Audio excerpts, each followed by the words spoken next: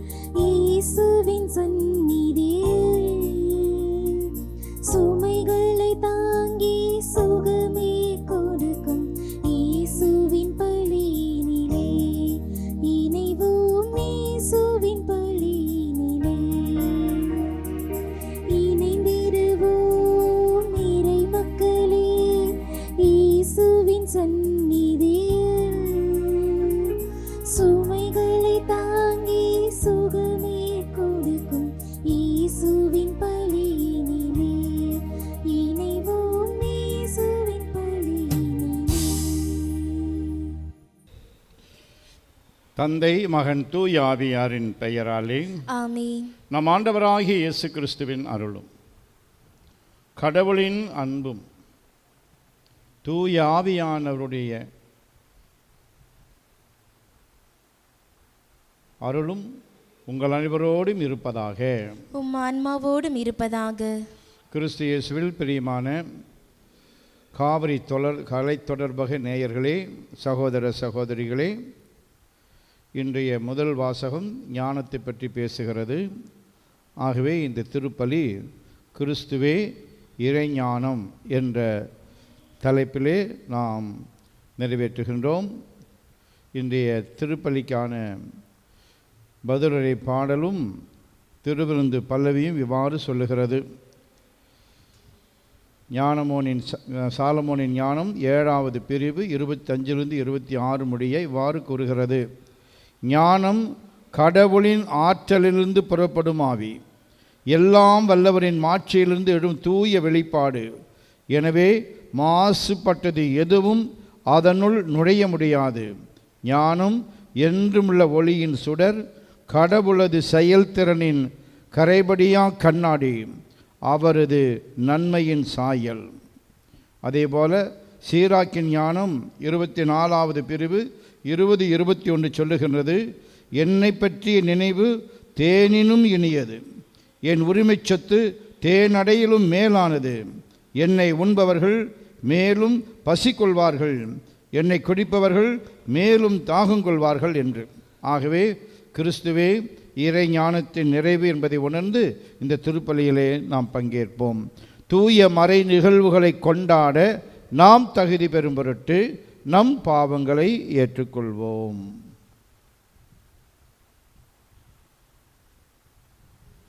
உள்ளம் நொறுங்கி வருந்துவோரை நலமாக்க அனுப்ப பெற்ற ஆண்டவரே இரக்கமாயிரும். ஆண்டவரே இரக்கமாயிரும். பாவிகளை தேடி மீட்க வந்த கிறிஸ்துவே இரக்கமாயிரும். கிறிஸ்துவே இரக்கமாயிரும். தந்தையின் வலப்பக்கம் வீற்றிருந்து எங்களுக்காக பரிந்து பேசுகின்ற ஆண்டவரே இரக்கமாயிரும். ஆண்டவரே இரக்கமாயிரும். எல்லாம் அல்ல இறைவன் நம்மீது இரக்கம் வைத்து நம் பாவங்களை மன்னித்து நம்மை நிலை வாழ்வுக்கு அழைத்துச் செல்வாராக. ஆமென். மன்றாடுவோமாக. என்றுமுள்ள எல்லாம் அல்ல இறைவா, உம் ஒரே திருமகன் வழியாக உலகுக்கு உம் ஞானத்தின் சுடரை கனிவுடன் வெளிப்படுத்தினீர். கிறிஸ்துவின் இறை இயல்பில் நாங்கள் பங்கு பெறவும் விண்ணக ஞானத்தை கற்றுக்கொள்வதால் நிலை வாழ்வுக்கு தகுதி உடையோராய் திகழவும் எங்களுக்கு அருள் புரிவீராக. உம்மோடு தூய ஆவியாரின் ஒன்றிப்பில் இறைவனாய் என்றென்று வாழ்ந்து ஆட்சி செய்கின்ற அவர் வழியாக உம்மை மன்றாடுகின்றோம். ஆமென். முதல் வாசகம். ஞானத்துக்கு அன்பர், ஆண்டவருக்கும் அன்பர்.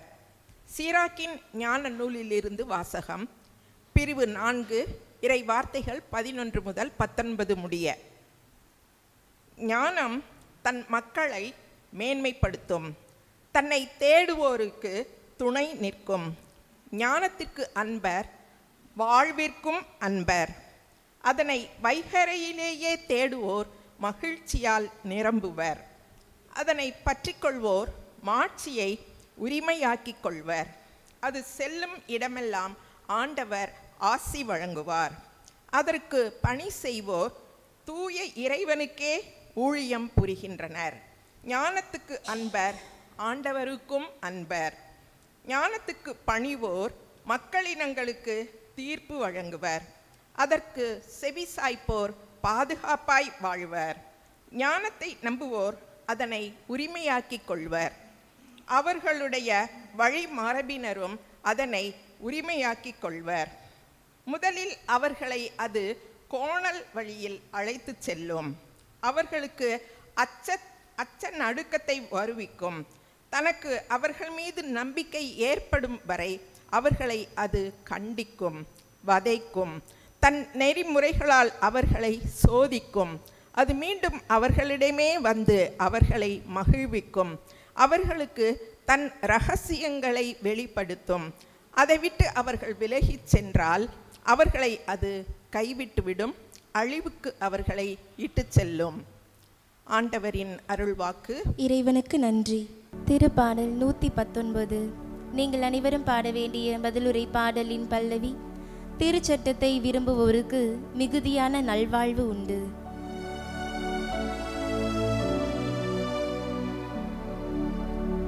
திருச்சட்டத்தை விரும்புவோருக்கு மிகுதியான நல்வாழ்வு உண்டு. திருச்சட்டத்தை விரும்புவோருக்கு மிகுதியான நல்வாழ்வு உண்டு.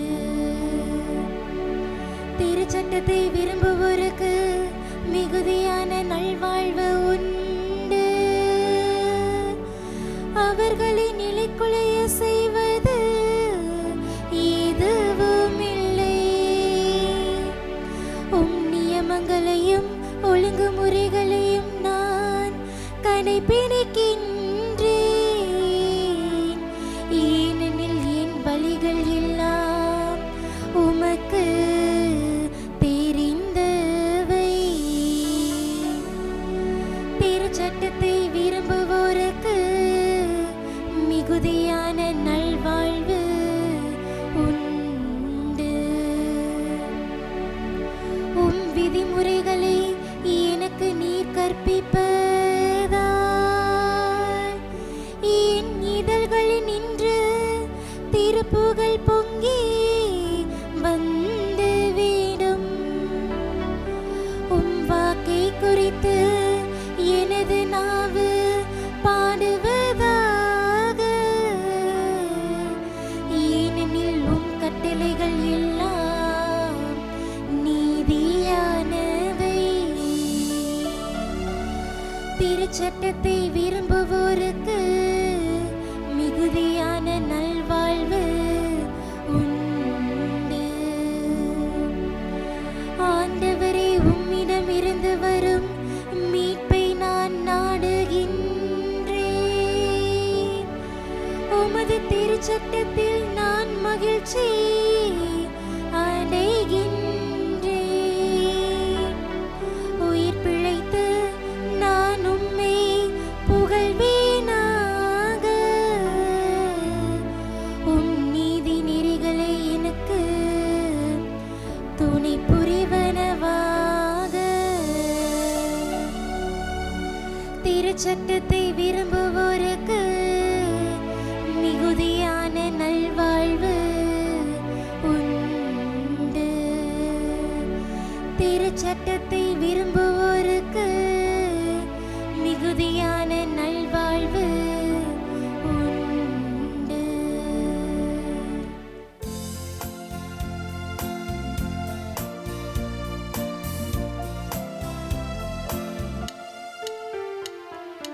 அல்லேலூயா, அல்லேலூயா, அல்லேலூயா, அல்லேலூயா, அல்லேலூயா,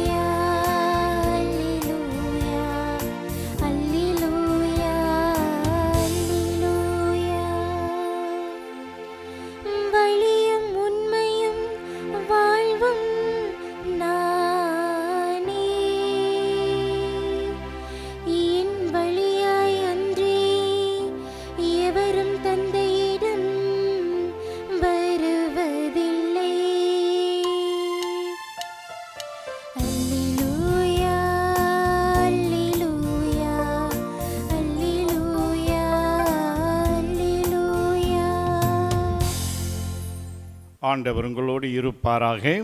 உம் ஆன்மாவோடும் இருப்பாராக.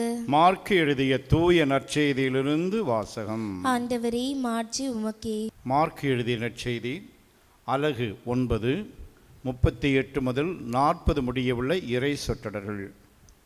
நமக்கு எதிராக இராதவர் நம் சார்பாக இருக்கிறார். மார்க்கு எழுதிய நற்செய்தி. அக்காலத்தில் யோவான் இயேசுவிடம், போதகரே, ஒருவர் உமது பெயரால் பேய்கள் ஓட்டுவதைக் கண்டு நாங்கள் அவரை தடுக்க பார்த்தோம், ஏனெனில் அவர் நம்மை சாராதவர் என்றார். அதற்கு இயேசு கூறியது, தடுக்க வேண்டாம், ஏனெனில் என் பெயரால் வல்ல செயல் புரிபவர் அவ்வளவு எளிதாக என்னை குறித்து இகழ்ந்து பேச மாட்டார். ஏனெனில் நமக்கு எதிராக இராதவர் நம் சார்பாக இருக்கிறார். ஆண்டவரின் அருள்வாக்கு. கிறிஸ்துவே உமக்கு புகழ். அன்பான காவிரி கலரித்தல்வக நேயர்களே, நான் சொல்வதை தயவு செய்து திருப்பிச் சொல்லுங்கள். Praise the Lord. Praise the Lord. Hallelujah. ஹல்லேலூயா.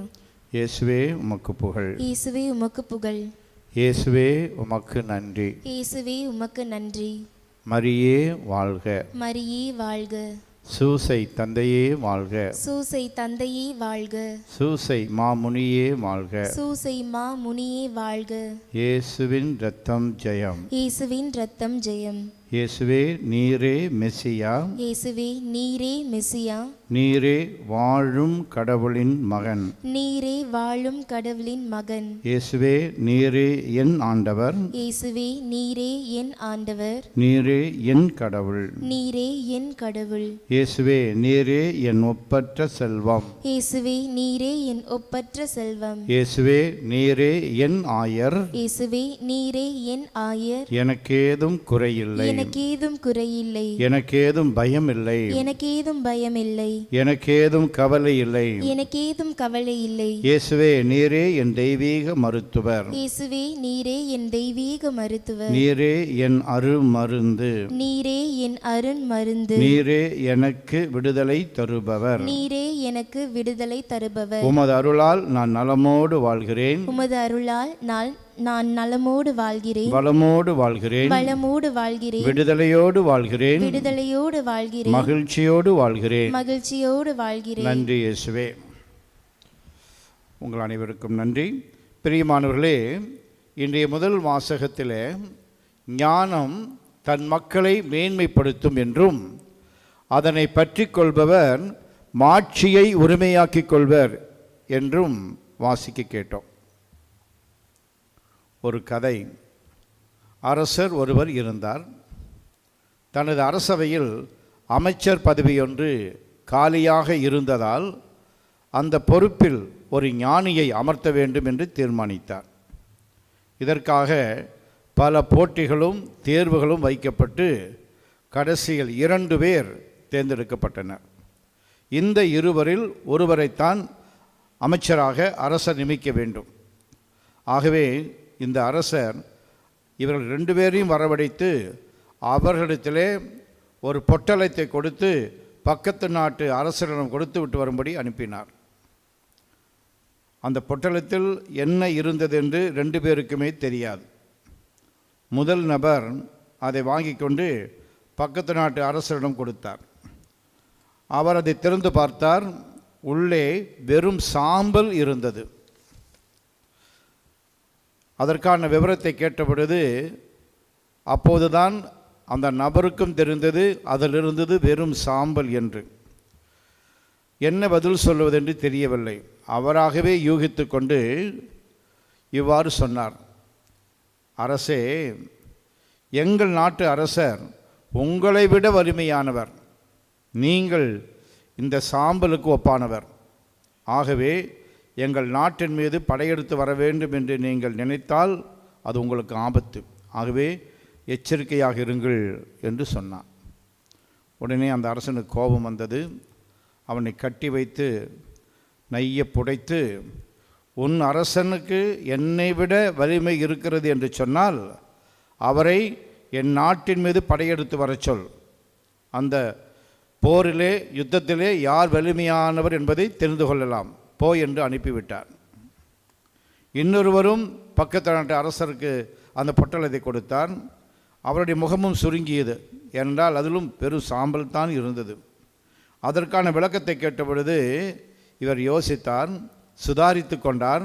இவ்வாறு சொன்னார், அரசே, எங்கள் அரசர் தன்னுடைய நாட்டு மக்களும் நன்றாக இருக்க வேண்டும், தன்னை சுற்றி இருக்கிற எல்லா நாட்டு மக்களும் நன்றாக இருக்க வேண்டும் என்று சொல்லி ஒரு யாகம் செய்தார்.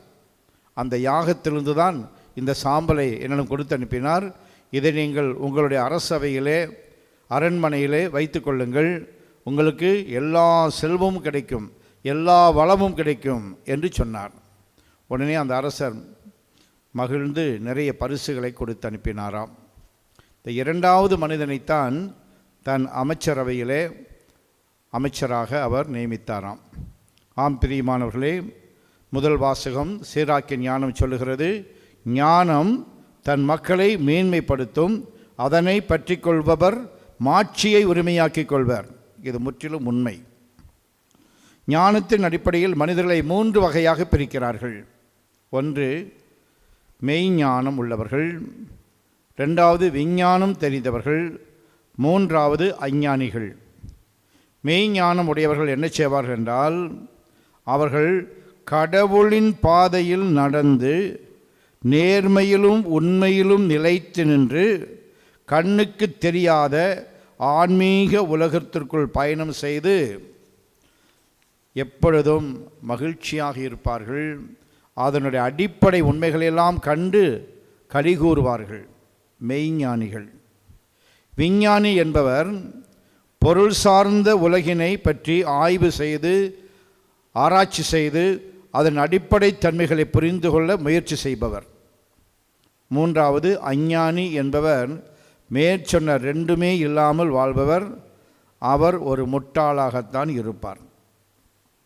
விஞ்ஞானம் உடையவர் பொருள்களையும் வசதிகளையும் பெற்று அவைகளை துய்த்து உணர்வதற்குரிய அறிவும் உடையவராக இருந்தாலும் வாழ்வின் முழுமையை அவர்கள் அறிவதில்லை. மெய்ஞானியோ வாழ்வின் முழுமையையும் நிறைவையும் சுவைத்தவர். ஆகவேதான் ஞானத்திற்கு அன்பர், வாழ்விற்கும் அன்பர் என்று இன்றைய முதல் வாசகம் சொல்லுகிறது. இவ்வுலகில் நிறைய அஞ்ஞானம் உண்டு, விஞ்ஞானமும் உண்டு. ஆனால் மெய்ஞானம்தான் குறைவாக இருக்கிறது. ஆகவே தான் நிறைய பிரச்சனைகளும் இருக்கிறது. ஆகவே இந்த நாளிலே கடவுளை பார்த்து, ஆண்டவரே, எனக்கு மெய்ஞானத்தை நிறைவாக தாரும் என்று ஜெபிப்போம். ஆமென்.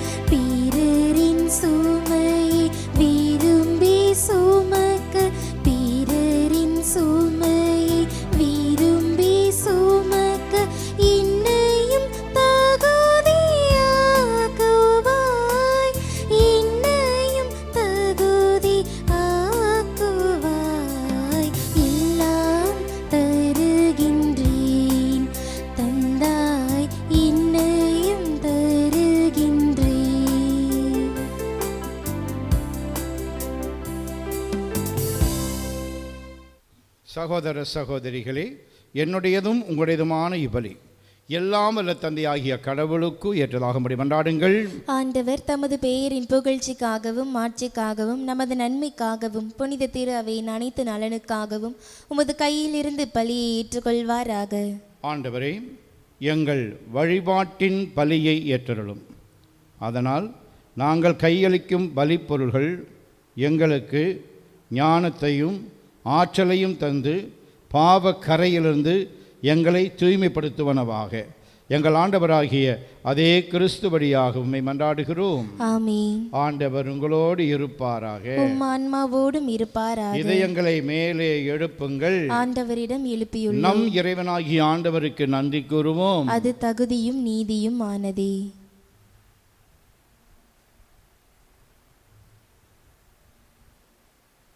தூயவரான தந்தையே, உம் அன்பார்ந்த மகன் இயேசு கிறிஸ்து வழியாக எந்நாளும் எவ்விடத்திலும் நாங்கள் உமக்கு நன்றி செலுத்துவது மெய்யாகவே தகுதியும் நீதியுமாகும், எங்கள் கடமையும் மீட்புக்குரிய செயலுமாகும். உம் வார்த்தையான அவர் வழியாக அனைத்தையும் படைத்தீர். அவரையே மீட்பராகவும் ஈடேற்றுபவராகவும் எங்களுக்கு அனுப்பினீர். அவர் தூய ஆவியாரால் உடல் எடுத்து கன்னி மரியாவிடமிருந்து பிறந்தார். அவர் உமது திருவுளத்தை நிறைவேற்றி புனித மக்களை உமக்கு பெற்றுத்தர தம் கைகளை விரித்து பாடுபட்டார். இவ்வாறு அவர் சாவை வென்று உயிர்ப்பை வெளிப்படுத்தினார். ஆகவே வானதூதரோடும் புனிதர் அனைவரோடும் சேர்ந்து நாங்கள் உமது மாட்சியை புகழ்ந்துரைத்து ஒரே குரலாய் சொல்வதாவது: தூயவர் தூயவர் தூயவர், வான்படைகளின் கடவுளாம் ஆண்டவர். விண்ணகமும் மன்னகமும் உமது மாட்சியால் நிறைந்துள்ளன. உன்னதங்களிலே ஓசன்னா. ஆண்டவர் பெயரால் வருகிறவர் ஆசி பெற்றவர். உன்னதங்களிலே ஓசன்னா. ஆண்டவரே, நீர் மெய்யாகவே தூயவர், தூய்மை அனைத்துக்கும் ஊற்று. ஆகவே உம்முடைய ஆவியை பொழிந்து இக்காணிக்கைகளை தூய்மைப்படுத்த உம்மை வேண்டுகின்றோம். இவ்வாறு எங்கள் ஆண்டவர் இயேசு கிறிஸ்துவின் உடலும் இரத்தமுமாக எங்களுக்கு இவை மாறுவனவாக. அவர் பாடுபட உளம் கனிந்து தம்மை கையளித்த போது அப்பத்தை எடுத்து நன்றி செலுத்தி அதை பிட்டு தம் சீடர்களுக்கு அளித்து கூறியதாவது: அனைவரும் இதிலிருந்து பெற்று உண்ணுங்கள், ஏனெனில் இது உங்களுக்காக கையளிக்கப்படும் என் உடல்.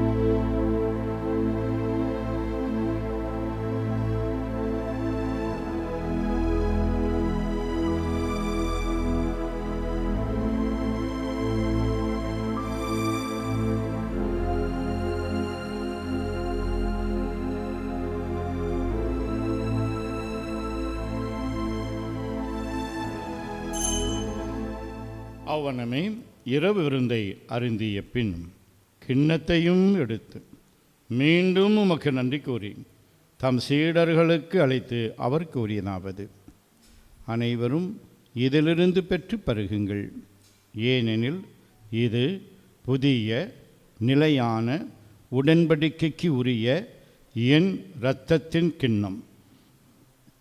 இது பாவ மன்னிப்புக்கென்று உங்களுக்காகவும் பலருக்காகவும் சிந்தப்படும். இதை என் நினைவாக செய்யுங்கள்.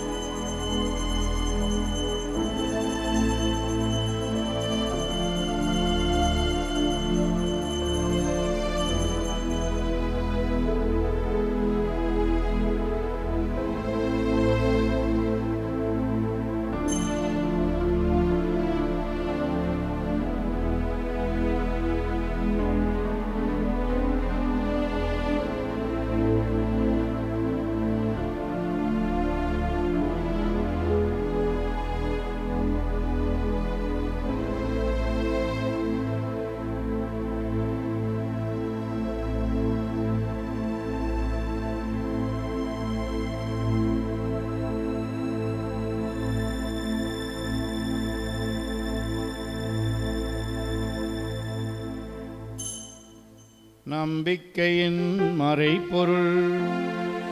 ஆண்டவரே, நீர் வருமளவும் உமது இறப்பினை அறிக்கையிடுகின்றோம்,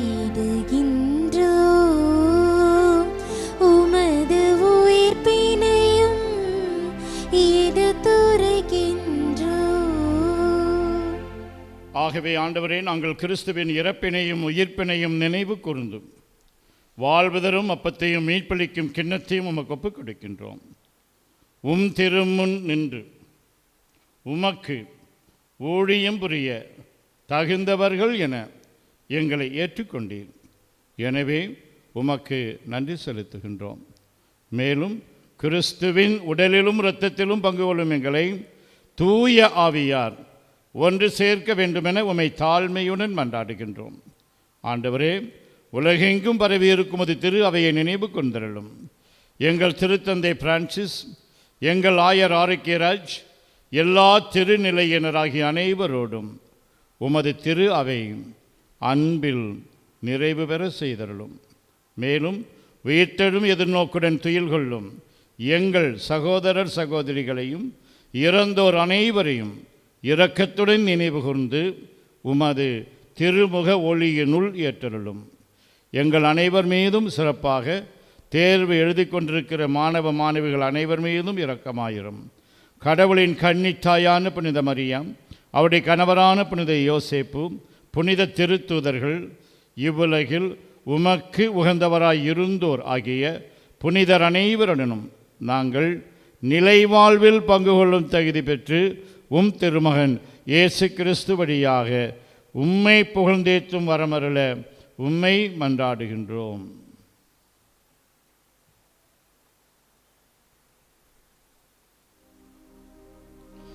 இவர் வழியாக இவரோடு இவரில் எல்லாம் வல்ல இறைவனாகிய தந்தையே, தூய ஆவியாரின் ஒன்றிப்பில் எல்லா புகழும் மாற்றியும் என்றென்றும் உமக்கு உரியதே.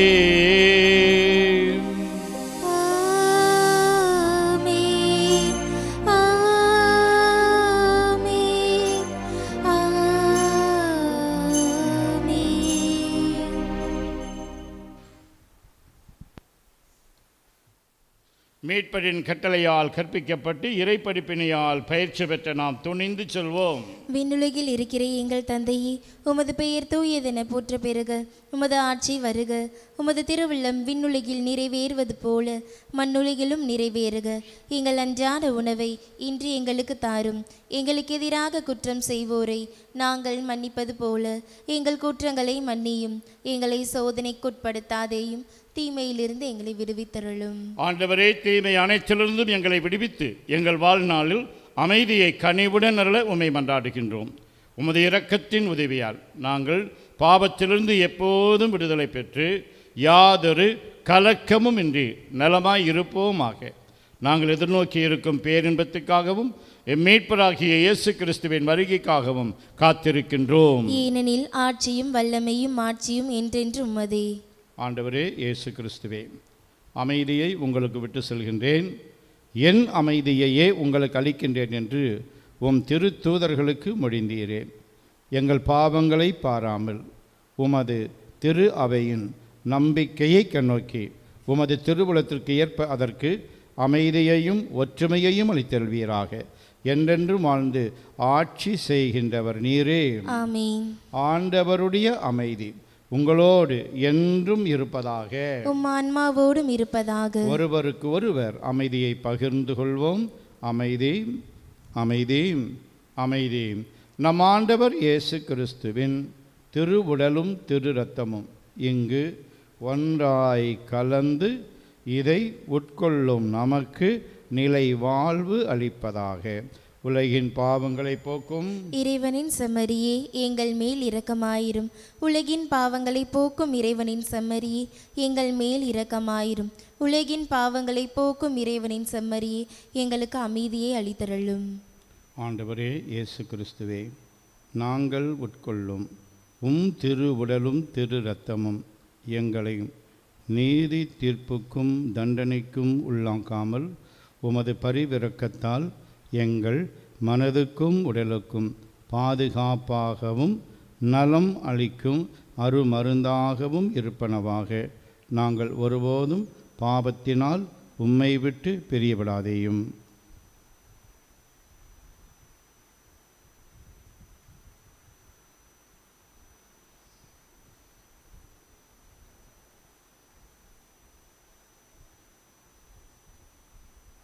இதோ இறைவனின் செம்மறி,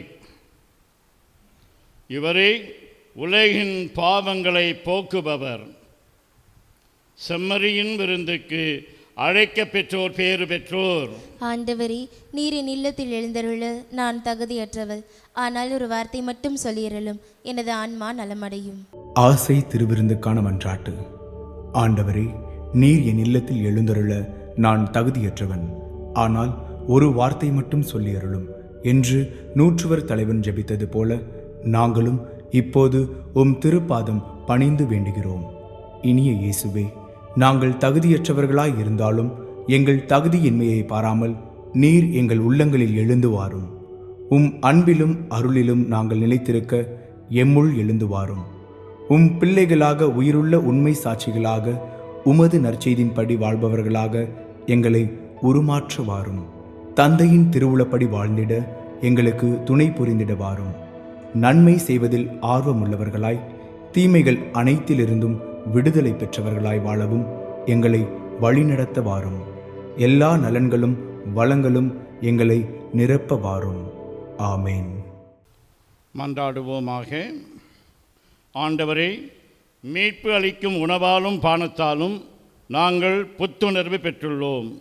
என்றுமுள்ள உமது ஞானத்தால் மீட்கப் பெற்றவர்கள் இவ்வுலக வாழ்வில் உமது உதவியை பெற்று நிலையான மகிழ்ச்சி அடைய அருள்வீராக. எங்கள் ஆண்டவராகிய அதே கிறிஸ்து வழியாக உம்மை மன்றாடுகிறோம். ஆமென். ஆண்டவர் உங்களோடு இருப்பாராக. உம் ஆன்மாவோடும் இருப்பாராக. எல்லாம் வல்ல இறைவன் தந்தை, மகன், தூய் ஆவியார் உங்களுக்கு ஆசி வழங்குவாராக. ஆமென். ஞானத்தின் ஊற்றும் ஞானத்தின் பாத்திரமுமான அன்னை மரியாவிடம் பக்தி கொண்டு வாழ சென்று வாருங்கள். திருப்பலி நிறைவேறிற்று. இறைவனுக்கு நன்றி.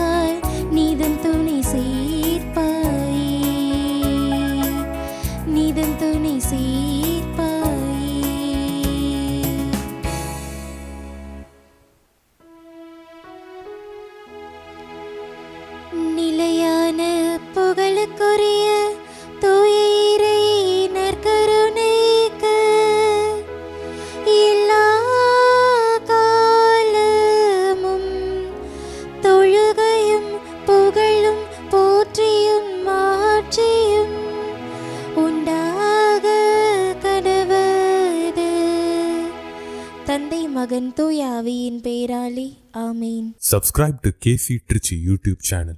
Like, share and comment.